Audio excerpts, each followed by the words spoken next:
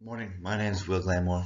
Today I'm going to talk to you about understanding community expectations to better manage intermittent estuaries. And it's quite a different talk for me because normally I'd be the technical person talking about technical things. But I thought today it'd be helpful to talk a little bit about less technical things and more about experiences on understanding and working with communities to come up with an outcome that is workable and sustainable for the future. So what I've seen over the last 25, 30 years has been this evolution of science from a uh, scientific expert role. When I was a kid, the expert was the said everything, really was the outcome, and to now where there's less belief in the expert, and we go more towards well, show me the evidence, show me what you're saying, show me the proof.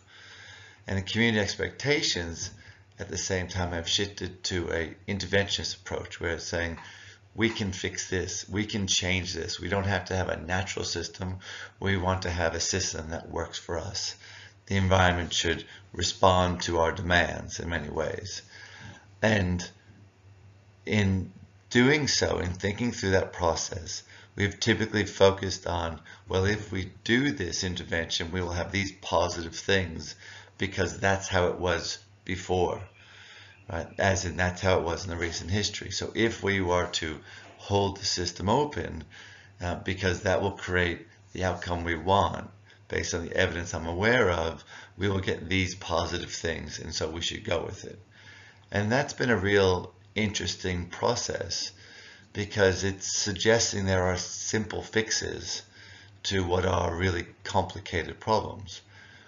And I suggest that most of us wouldn't be involved in this work if it wasn't a simple fix. It's not as easy as just saying, let's just crack her open and we'll solve the problem.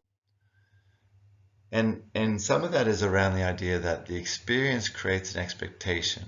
So people's lived experience, their lived history, shows them how it was and how it should be. That's often quite a rosy view of the past.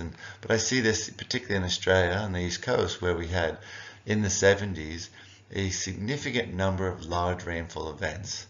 And those rainfall events led to a system being very wet, and for ICOLs, it led them to be open most of the time.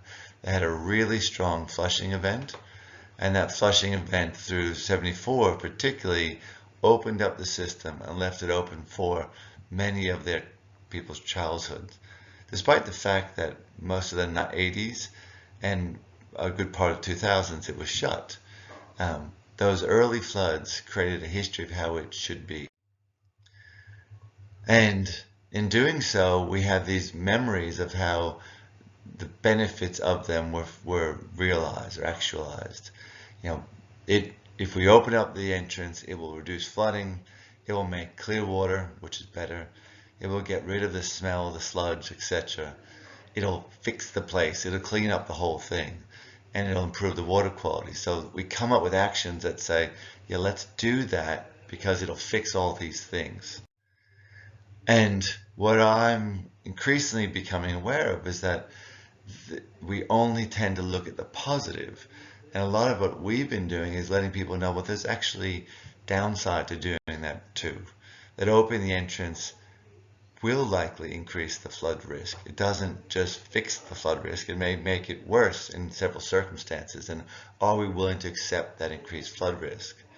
Having greater tidal range from an open entrance may block your views because mangroves will grow where they weren't growing before. It will increase the mud exposure because the average water level will be lower and the tide will go down lower. So we'll have more mud. We will have more groundwater draining to the site with potential nutrients in it, and the overall standing water level will be lower than it is now. Also, it's not necessarily the fix to all your solutions. It's an end of pipe fix. So we need to think about that this isn't necessarily how it's going to be moving forward. This could well be a high cost thing that has as many negatives as it may have positives. And to weigh those two up is a challenge. And so what we've been really pushing for is trying to understand, well, what is it that the community wants? What are the real things you want? We've jumped right to a solution of an open entrance, but what we understand from the work we've been doing of listening is that they want clean water. They want a site that doesn't smell. They want their flood risk to be managed. They want sustainable growth. They want recreation managed. These are the things they want, and let's focus on how we deliver those outputs. But how do we deliver the things that they want, and then work out solutions to get there?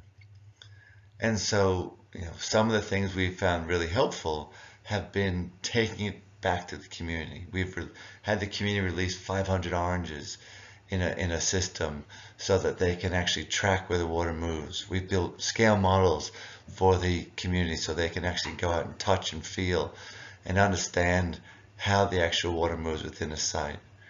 And we've developed a long-term, long process of actually trying to understand what it is they really want, and can we then develop an output to get there, which has the least amount of risk. And for me, that really starts with a joint understanding of what we've done. So what is the joint overall values that we share across the community, across the common good, that then turns into a conversation which can lead us to an action. And until we actually generate a common value, we're unable to actually come up with a transaction. So a scientist standing in front of them and saying that this is how you should do it is not going to end with a positive outcome. It's got to be what are you after? What do you want?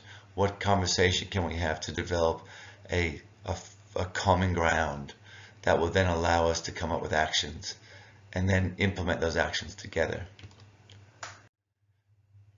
So that's all I have time for today, but just really trying to end with this broader discussion around how do we take polarized communities that believe less and less in the environment and put them into one of the more challenging situations, which is our intermittently open and closed estuaries.